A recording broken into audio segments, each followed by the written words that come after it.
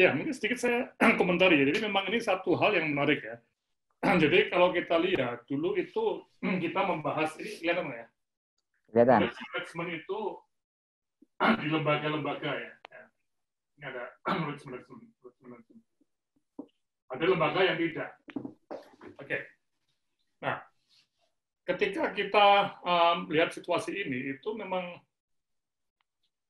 lembaga yang mempunyai knowledge management itu biasanya lembaga-lembaga yang sudah sadar ya akan perlunya knowledge seperti apa Astra atau mungkin apa perusahaan-perusahaan besar ya.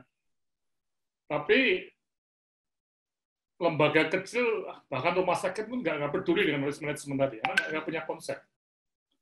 Kemudian juga yang menarik, yang kedua bahwa knowledge management itu ini sesuatu yang kita mempunyai apa yang kita sebut sebagai knowledge management. Nah di sini tadi yang Pak Mayo katakan ya, jadi UGM di sini itu mungkin sebagai salah satu knowledge provider, penyedia atau pemberi knowledge yang dengan teknologi internet tadi yang Pak Mayong sebutkan banyak tadi ya, itu fungsi sebagai knowledge provider ini bisa lebih mudah dijalankan.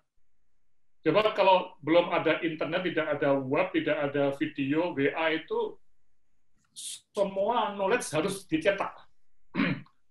Berapa rupiah membeli mesin cetak, kemudian menyetaknya, kemudian mengirimkannya pakai pos dan sebagainya.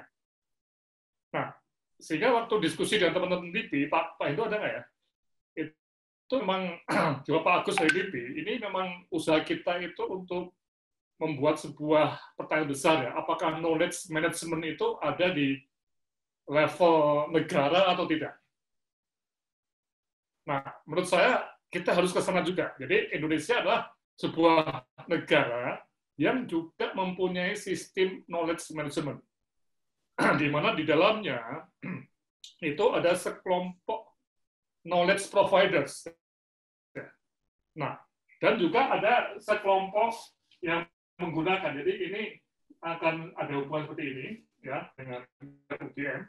Tadi yang Pak Mayo katakan menara ilmu atau kanal-kanal pengetahuan ya, yang mencoba untuk membawa ilmu itu kemana-mana ya.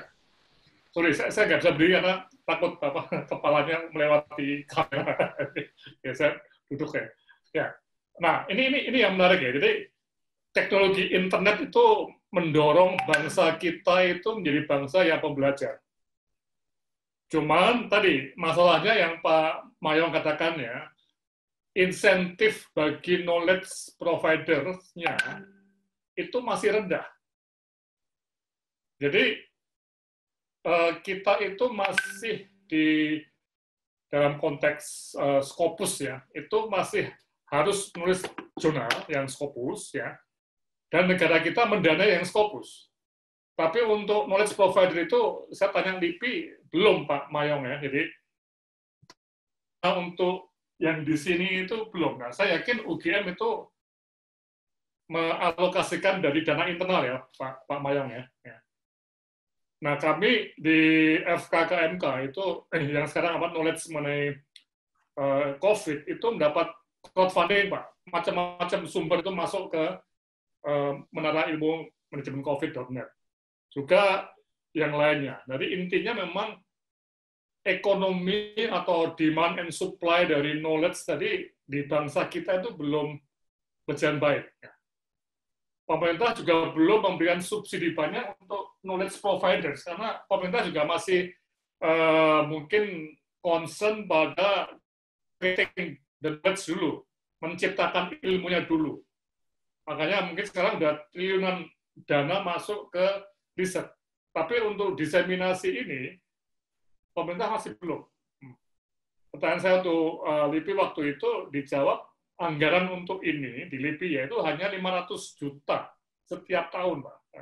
Saya nggak tahu, Pak, totalnya berapa, Pak? UGM berapa, Pak? Untuk knowledge ini, berapa, Pak, kira-kira?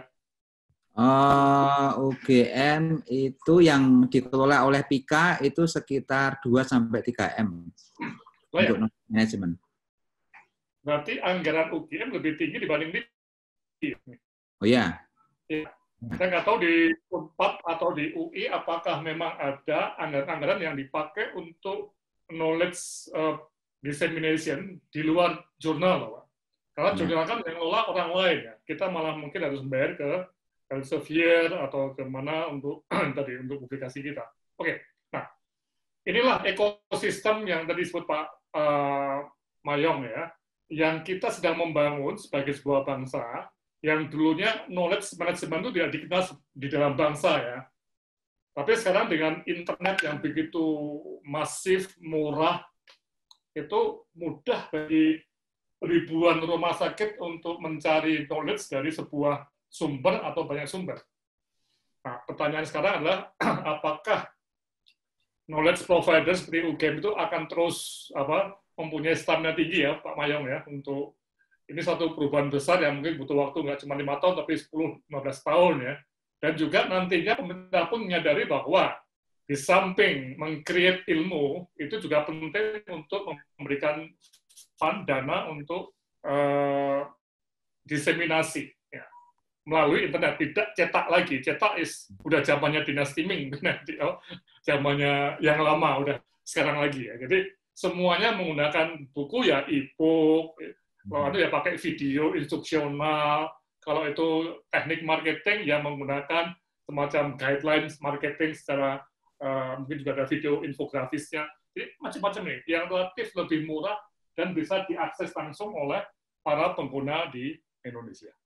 Oke, Pak Lutfi, saya kira ini yang menarik ya dari apa yang disampaikan oleh Pak Mayong itu adalah semacam perjuangan UGM untuk menjadi knowledge provider, tapi di dalam lingkup pemerintahan kita yang belum memahami atau mungkin belum tahu ya mengenai knowledge management oleh sebuah bangsa. Dan mungkin teorinya juga belum ada, karena knowledge management itu biasanya teori di dalam organisasi. Nah, ini kita bawa ke bangsa. Oke, begitu Pak Luswan. Mungkin ada komentar dari sedikit nambah ya Prof. Laksono, Pak Luswan. Ini jadi begini, memang benar yang disampaikan Prof. Laksono bahwa untuk membangun satu atmosfer knowledge management yang baik itu memang tidak mudah dan tidak bisa instan bisa kita dorong. Saya ambil contoh begini, Prof. Ketika dulu di awal 2015, itu kami memfasilitasi dosen-dosen untuk kami tawari, silahkan membuat sebuah video dokumenter dari hasil riset atau dari hasil survei lapangan atau apapun gitu, kemudian nanti kami beri insentif yang besarnya antara 10 sampai 15 juta per video gitu ya. Pada waktu itu untuk bisa mendapatkan orang yang berkomitmen untuk membuat video dokumenter itu susahnya minta ampun, Prof.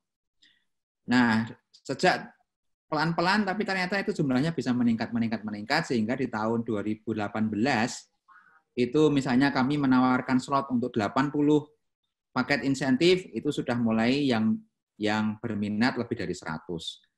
Dan sekarang pun ketika kami memberikan slot 100 slot untuk paket insentif video dokumenter seperti itu, yang mendaftar proposalnya sampai 300 lebih. Wow. Sehingga kompetisinya makin tinggi, Prof. Maka ketika kompetisi makin tinggi, kami bisa menaikkan kualitas. Ini pun ketika diketahui oleh teman-teman media, ada yang dari CNN, ada dari Trans7, mereka tuh bilang gini, wah luar biasa UGM itu jor-joran, dia bilang gitu. Kenapa? Kami aja di industri media, untuk bisa memproduksi satu konten saja, kami itu hanya dibekali uang kurang dari 10 juta, Pak Mayong. Untuk bikin satu konten yang nanti ditayangkan di TV. Gitu. Itu tim kami dengan beberapa orang yang jumlahnya banyak, alatnya banyak, harus keluar kota.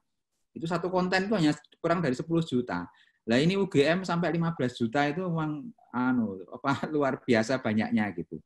Maka memang seharusnya ada yang bilang gini, ini lama-lama kalau ini diteruskan, nanti bisa-bisa konten seperti Nat Geo itu nanti akan kalah oleh UGM Channel katanya gitu. Karena UGM itu kan gudangnya ilmu, gudangnya dosen banyak, mahasiswa banyak, dan mereka bisa memproduksi konten-konten dari aktivitas mereka masing-masing.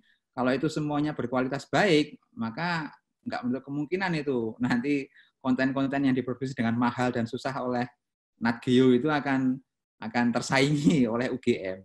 Nah, Memang benar, Prof. Jadi memang butuh waktu kayak gitu tuh. Memang tidak bisa instan kita dorong secara cepat.